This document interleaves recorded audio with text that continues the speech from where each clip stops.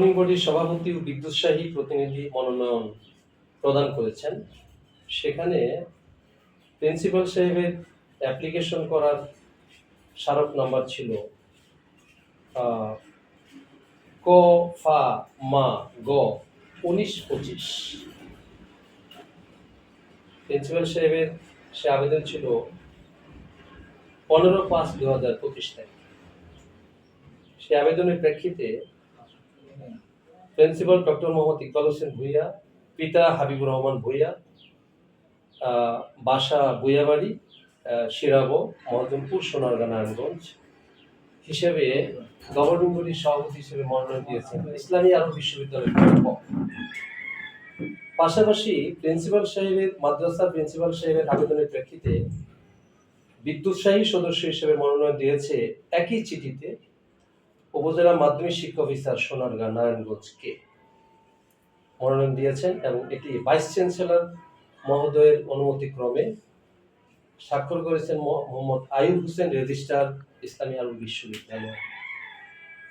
এটি হলো বিশ্ববিদ্যালয়ের একটি প্রক্রিয়া গভর্নিং বডি মনোনয়নের ব্যাপারে। এখানে মাদ্রাসার প্রিন্সিপাল আবেদন করেছেন বিশ্ববিদ্যালয়ের কাছে, বিশ্ববিদ্যালয় কর্তৃপক্ষ সে আবেদনের প্রেক্ষিতে সভাপতি এবং বিদ্যুৎসাহী সহ গভর্নিং বডির সদস্যদের তার মনোনয়ন দিয়েছে। এই জায়গাতে personally principal doctor Iqbal Hossain Bhuiyan সাহেবের কোনো প্রকার কোনো কার্যক্রম এখানে ছিল না, তার থাকার সুযোগও নেই, আইনগত দিক থেকে সুযোগ নেই।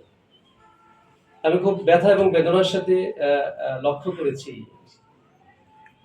কিছু সংখ্যক দুষ্কৃতিকারী যারা একটা শিক্ষা প্রতিষ্ঠানকে উঁচু মাপের পর্যায়ে নিয়ে যাওয়ার জন্য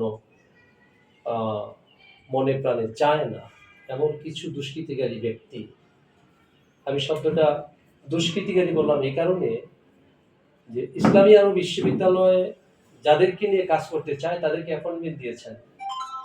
এই অ্যাপয়েন্টমেন্টের এগেনিস্টে মাদ্রাসার গভর্নিং বডির সভাপতির